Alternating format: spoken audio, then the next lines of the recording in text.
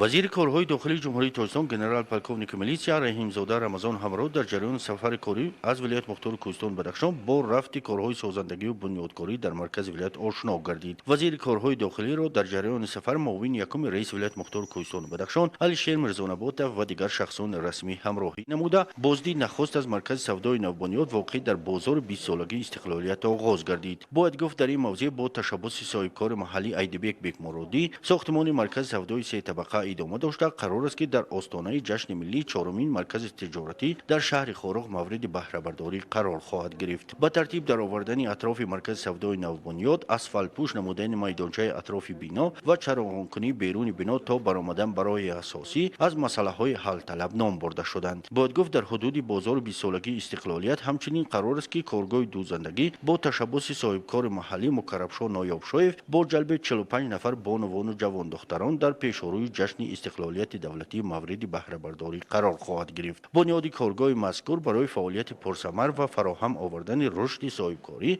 در این گوشه کشور مساعدت می نماید. وزیر کارهای داخلی جمهوری تاجیکستان گنرال پالکوونیک میلیسیا رحیم زاده رمضان همراه ضمن بازدید از انشاءات جشنی شهر خارق از موضع ساختمان پول ماشینگذار محله سیلخاص تکنیکا دیدن به عمل آورد. گفتنی است با مقصد کاهش تنبشوی در خط سیرهای شهر خارق با هدایت اساسگزار صلح و وحدت ملی پیشوای ملت پرزیدنت جمهوری تاجیکستان محترم امامعلی رحمان بنیاد سومین پول کلان ماشینگذار بر فراز رودخانه غون در شهر خارق در نظر داشته شده است. طبق لایحه ساختمانی درازی آن بیش از 200 متر بوده. آن در مرکز ولایت نخستین پول ماشینگذار زمانوی به حساب خواهد رفت. با دستور و سپارش‌های پیشوای ملت محترم امامعلی رحمان در شهر خارق همچنین ساختمان بنای فیلیال رقم 66 بانک دولتی امانتگذاری جمهوری تاجیکستان امانت بانک آغاز گردیده علاکه 68% کارها به انجام رسانده شده‌اند. بنای بانک دولتی امانتگذاری جمهوری تاجیکستان امانت بانک انشاءات جشنی بوده در عرفه تجلیل سزاوار از جشن استقلالیت دولتی مورد استفاده بری قرار خواهد گرفت. طبق لایحه بنای مذکور 4 آشیانه بوده از مجلسگاه شعبه ها و قسم عملیاتی و اتاقهای مخصوص کاری عبارت می باشد. قید نمودن ضرور است که ساختمان بنای امانت بانک همچنین در ناحیه‌های اشکاشم و راشقلعه ولایت مختار کوهستان بدخشان است با مرام ادامه دارد. برای وسعت بخشیدن جریان کارهای ساختمانی و سر وقت و با صفت بلند به اجرا رساندن کارهای بنیادی در این پروژه ساختمانچیان سپارش‌های جدی گرفتند.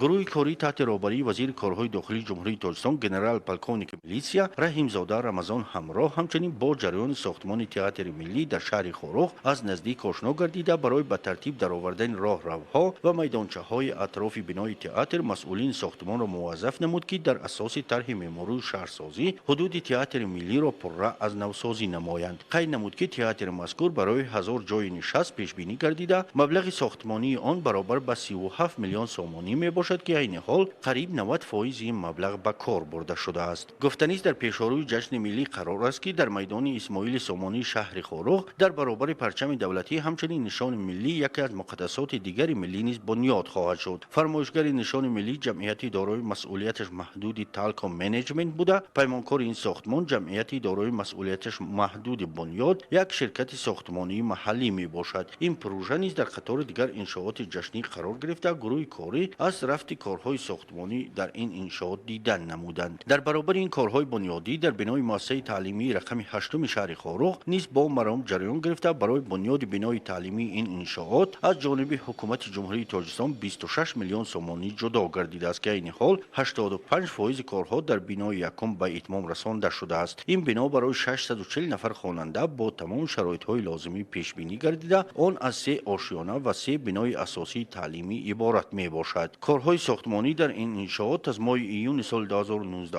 آغاز گردیدند. در مرحله یکم از روی لایحه پیش بینی گردیده از طرف دیرکسیون ساختمان انشاءات حکومتی دستگاه اجرایی پرزیدنت جمهوری تاجیکستان 3 میلیون سومانی جدا گردیده است. بناکاران با مصالح ساختمانی پررا تامین بوده علاکه حجم معین کارهای بنیادی انجام داده شدند. همچنین در جریان سفر بنیاد میدانچه معاصر ورزشی محله تیرچیدرا نیز گروه کاری مورد سنجش قرار داده برای با صفت بلند به استفاده دادن این میدانچه ورزشی به به مسئولین شهرداری سپارش‌های الهوگی داده شدند. گروه کاری بعد بازدید از انشاءات جشنی همچنین از باغ نباتات پامیر که از میان بلندترین باغ‌های جهان به شمار می‌رود دیدن انجام دادند. برای حفظ زیبایی باغ سپارش داده شد که کارهای آبادانی و سازندگی در این سمت وسعت بخشیدن ضرور است. شاداب نمودن گل و درختان این باغ و تعمیر راهروهای آن از وظیفه‌های مهم حفظ زیبایی باغ نام برده شدند. بعد بازدید از انشاءات ساخته شونده تعیینات اجتماعی، گروه کاری به بازدید خود از انشاءات جشنی در شهر خاروق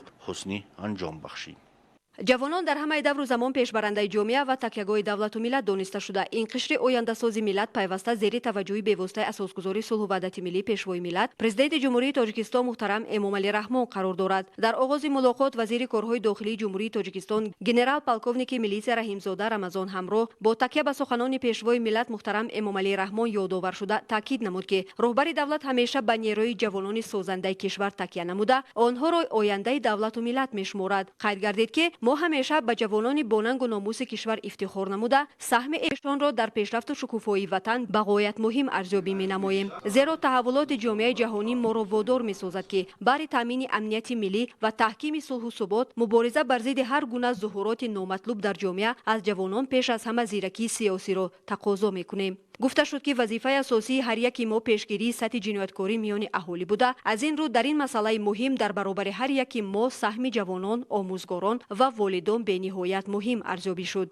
وزیر کارهای داخلی جمهوری تاجیکستان از وضع امروزه جهانی معاصر و مشکلات جامعه جهانی یادآوری شده ابراز نمود که گرچند برخورد منفعت‌های دولت‌های ابرقدرت بین همدیگر به مشاهده رسد هم آن به مملکت‌های همسایه نیز بی تاثیر نخواهد ماند. از این رو از جوانان تمام منطقه‌های مملکت دعوت به عمل آورده شد که همیشه هوشیار و زیرک باشند و با متحدی و همدیگر فهمی بهر رشد امروز و فردای تاجیکستان صاحب استقلال مسئولیت بلند را احساس نمایند. مسئله دیگری که ضمن واخوری توجه اهل طالا را جلب نمود این تروریسم و اکستریمیسم و دیگر جنایت‌های ترانسملی که امروزها مردم کره زمین را به تشویش آورده است دانسته شد.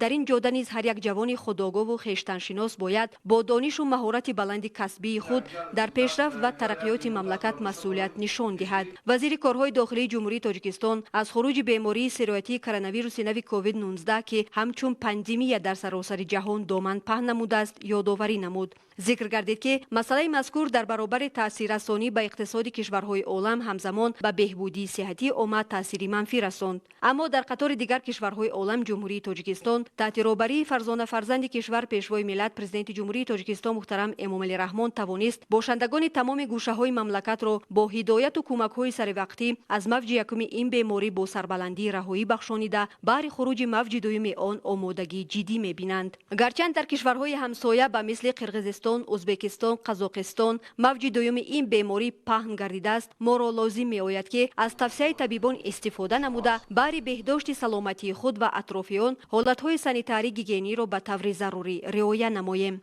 زیرا این وسیله یگانه پیشگیری از سرایتیابی به مرحله دوم این بیماری عصر دانسته می شود. مشاهده ها نشان میدهند که باشندگان تمام منطقه های مملکت توانستند با متحدی و همدیگر فهمی بر ضد این بیماری غالب برآیند و در این زمینه از هر یک جوان کشور تقاضا کرده می شود که در این لحظه ها دستگیری همدیگر باشند. وزیر کارهای داخلی جمهوری تاجیکستان در جریان ملاقات توجه جوانان را به زبان آموزی و از خود نمودن دانش های زمان معاصر، زیاد نمودن دایره اشتراکداران گروه جوانان اوانگارد از حساب جوانان ولایت و اشتراک فعالانه آنها در تمام معرکه های مهم سیاسی و دیگر مسئله های مبرم روز را مورد بررسی قرار داد. جوانان گروه اوانگارد نیز مینه‌داری خود را به پیشوای ملت پرزیدنت جمهوری تاجیکستان محترم امامعلی رحمان جهت دستگیری سریوقتی بیان نمودند. خیرجان برای سهم نظر است در کارهای جمعیتی و فعالیت خوب کاری یک گروه جوانان اوانگارد جمهوری تاجیکستان و گروه جوانان اوانگارد ولایت مختار کوهستان بدخشان با تحفه‌های خاطره‌ای سرفراز گردانده شدند.